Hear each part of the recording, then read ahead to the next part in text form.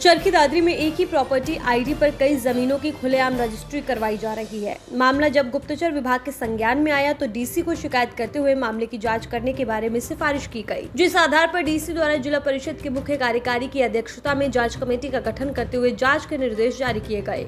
वहीं शिकायतकर्ताओं ने राजस्व अधिकारियों पर मनमर्जी के नियम बनाते हुए पैसों के चक्कर में रजिस्ट्री करने के आरोप लगाए हैं। उधर राजस्व अधिकारियों ने उच्च अधिकारियों का नाम ले अपना पल्ला झाड़ लिया है। 25/4/2024 को मैं डीआरओ संजय के पास आया। मैंने एक 200 गज की रजिस्ट्री करवानी है जी।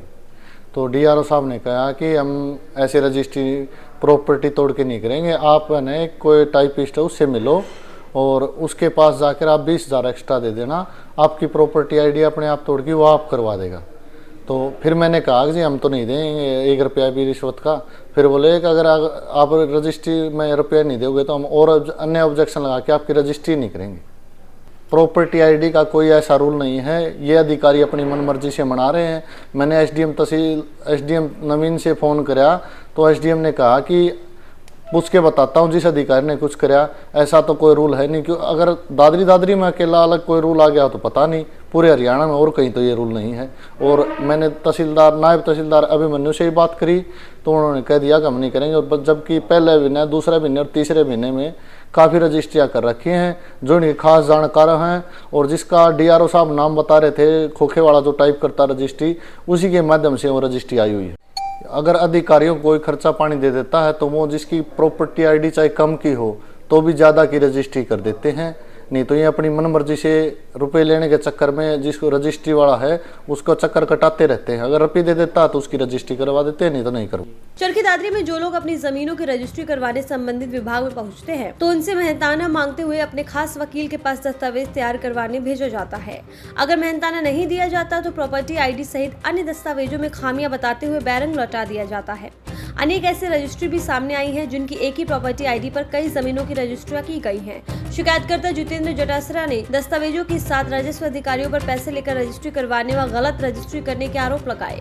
वहीं अधिवक्ता संजीव तक्षक ने बताया, जहाँ तक हम रजिस्ट्रेशन एक्ट की बात करें, कोई भी रजिस्ट्री होती है वो किसी एक्ट के प्रोविजन, उसमें गवर्नमेंट के प्रोविजन हैं, हरियाणा गवर्नमेंट का है चाहे भारत सरकार के कुछ प्रोविजन हैं। तो अकॉर्डिंग टू रजिस्ट्रेशन एक्ट है ना, चीज़ें फॉलो कभी से नहीं होती आ रही। एक तो लोग अवेयर नहीं है, एक अधिकारियों की मनमर्जी है। अब लेटेस्ट भी देखें कि तो हरियाणा सरकार ने प्रॉपर्टी आईडी का कोई है ना सिस्टम चला दिया, प्राइवेट एजेंसियों को ठेके दे दिए। तो पूरे हरियाणा में अगर हम, वैसे तो बहुत बड़े बड़े घपले हैं लेकिन सबसे बड़ा घपला ये प्रॉपर्टी आईडी का भी है।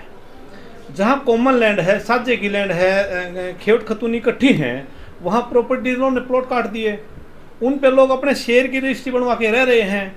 200 गज का शेयर आपका भी बराबर है, मेरा भी बराबर है, तीसरे का भी बराबर है, चौथे का भी बराबर है। अब जो प्रॉपर्टी आईडी बनाता है उसकी मनमर्जी होगी। वो प्राइवेट लोग हैं, उनकी कोई अकाउंटेबिलिटी नहीं है, कोई जिम्मेदारी नहीं है, कोई नौकरी जाने का भय नहीं है। They are not public servant.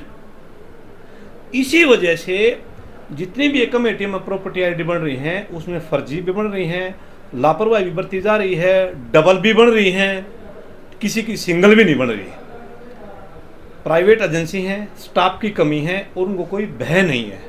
Same चीज़ें आप आ जाओ, फिर उस प्रक्रिया से आप आगे आ जाओगे। वसीका नवीस और ये जो रजिस्ट्री लिखने वाले ये लोग हैं, इन लोगों का तहसीलदार, अब जैसे डीआरओ, एसडीएम जो रजिस्ट्री बनाते हैं उन सबके साथ टाई अप है। इन लोगों की भी अब अपनी मर्जी है, अब अपने नियम हैं।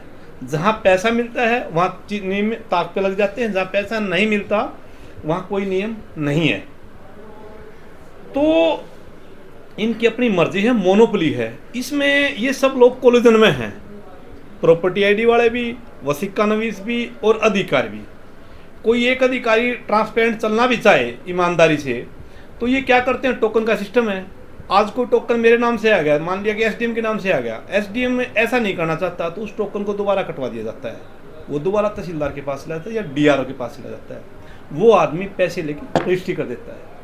इसमें कोई कानूनी दिक्कत नहीं है कि आप प्रॉपर्टी आईडी है तो ही रजिस्ट्री बनेगी, ऐसा कोई प्रोविज़न नहीं है। हरियाणा सरकार की गाइडलाइन है और ये सब पैसे कमाने के लिए होती हैं सब चीज़ें, क्योंकि कोई क्राइटेरिया नहीं है। जो क्राइटेरिया बना रखा है उसमें भी काफ़ी रजिस्ट्री बिना प्रॉपर्टी आईडी भी हुई है, ऐसे काफ़ी एग्जाम्पल मिल जाएंगे आपको, ठीक है ना। तबादले की रजिस्ट्री करा देते हैं। सो एंड सो इनके पास काफ़ी हथकंडे हैं जो आम पब्लिक को नहीं पता। ठीक है, ये अपनी सुविधा अनुसार उन चीज़ों को बदल लेते हैं। प्रॉपर्टी आईडी की कोई वैसे मैंडेटरी नहीं होना चाहिए। मेरा हिस्सा मैं किसी को शेयर करता हूँ, सामने वाला राजी है, हम रजिस्ट्रेशन एक्ट के अकॉर्डिंग फीस दे रहे हैं तहसील में, तो क्या दिक्कत है भाई आपको? हाँ, अगर मैं कोई गलत काम कर रहा हूँ तो उसके लिए लॉ है, उसके लिए कोर्ट बैठी हैं। अगर मैं कोई चीज़ें, मेरी चीज़ गलत बेच रहा हूँ, उसके लिए कोर्ट बैठी हैं, उसके लिए लॉ है। तो मोटी सी बात यह है कि अकॉर्डिंग टू रजिस्ट्रेशन एक्ट जो मेरी सरकार ने निर्धारित फीस तय कर रखी है, उस फीस को मैं पे करूं, उसका स्टाम्प खरीदूं और मैं अपनी रजिस्ट्री कराऊं। अब आप एक चीज़ और देखोगे, जब कोई रजिस्ट्री कराने जाता है बंदा तो उसको कहते हैं पहले मार्क करा के लाओ, डीआरओ से, तहसीलदार से, एसडीएम से। क्या ये मार्किंग भाई? मैंने अपनी फीस तय कर ली, फीस भर दी, कंप्यूटर उठाता है, मेरे फोटोग्राफ उतरने चाहिए, उसके ऊपर कोई दिक्कत आती है ऑब्जेक्शन लगा दो आप बाद में, मैं रिस्पॉन्सिबल हूँ। ये क्या करते हैं? पेंसिल से मार्क करते हैं, कहाँ पैसा आ गया, कहाँ नहीं आया। पूरे हरियाणा में ये हाल है और दादरी में ये हाल है। मैंने तो आते ही सभी उपायुक्त जितने भी आते हैं उनको मैं कहता हूं कि पूरे जिले में सबसे ज्यादा भ्रष्टाचार ये है, चाहे बूंद की मानो, बारडा की मानो, दादरी की मानो। जो तहसीलों में भ्रष्टाचार है वो केवल 5 आदमी करते हैं और उन 5 का असर पूरे जिले पे पड़ता है, और इसको रोकना बड़ा आसान है। सबके लिए ट्रांसपेरेंट व्यवस्था होनी चाहिए। आप एक पूछताछ के अंदर और बना दे भाई डीआरओ क्यों चेक करेगा, एसडीएम क्यों चेक करेगा, तहसीलदार क्यों चेक करेगा? अधिकारी एक पूछताछ के अंदर और बना दे, वहां पे चीजें वेरीफाई हो जाएं।